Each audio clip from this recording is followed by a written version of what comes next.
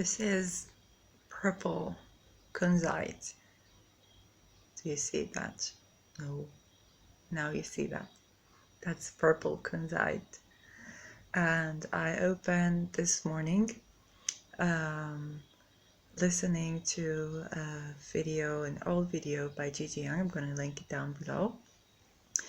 That talks about the creative process, and I keep that in mind when I think about my creative process in developing the channel. And then I put this little sweetheart on, and that's where I got my first channeling. And immediately I began to receive channeling, so I stopped the video and began to write.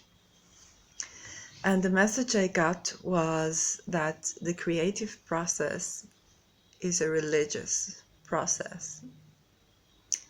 This is because creation is channeling, and we create to enhance our well-being. For some of us, I resonate with that, and for some of us it's therapy.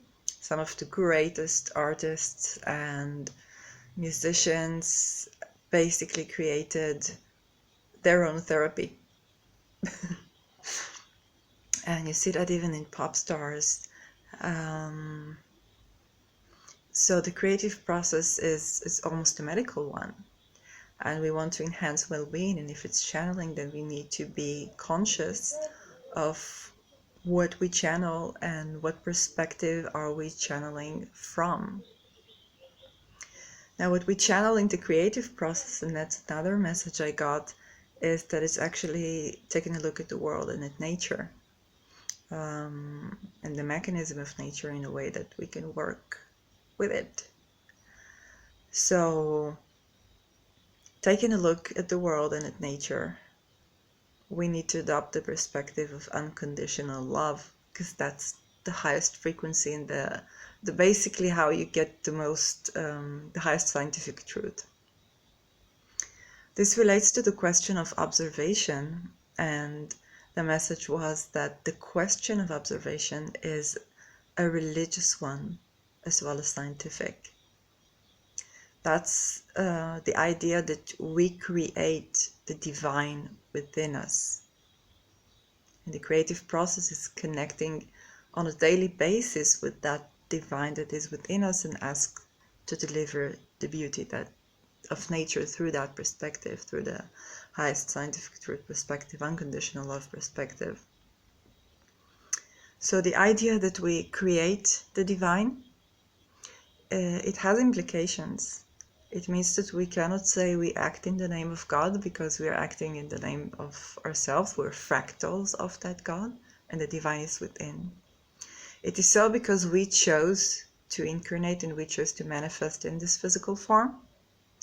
That was what the message was, and basically that means I'm channeling myself or aspects of myself, and I put this kunzite to basically help me reach the perspective of unconditional love. This is a purple kunzite, and it resonates with unconditional love. I put it on the third eye. That's how I channel. And I'm lying in my bed right now, which is, I do it lying down usually. Just makes it easier for me to relax and receive. So the message was, you cannot act in the name of God because you're acting in the name of yourself. It is also the message that you are the divine, so you're always in contact with the divine. And by just serving the highest good for you, the divine within you, you serve the divine. That is the best service any God could hope for. Now, this message, I believe it came to me because I'm creating and I want to be connected with myself and have trust, and I'm learning a lot about the process, but it has another aspect of the world, like a more general aspect, especially the part that you cannot act in the name of God. This is sort of the perspective of the divine within me that says you cannot be fanatic or fundamentalist or act in the name of God. That the existence of a divine does not justify unbalanced ego. The divine is in connection with you. That is the highest perspective of your ego, your healthy ego. That is already my interpretation. I'm still holding the Kunzite, so I'm still looking at it from the perspective of the Kunzite. And that's another point I got in the message, that when we open ourselves to extrasensory data, this does not mean that we stop being scientific, or that we stop questioning, or that we stop, integrating. Quite the contrary, it opens us to greater discernment. How does the body feel? Are you really receiving?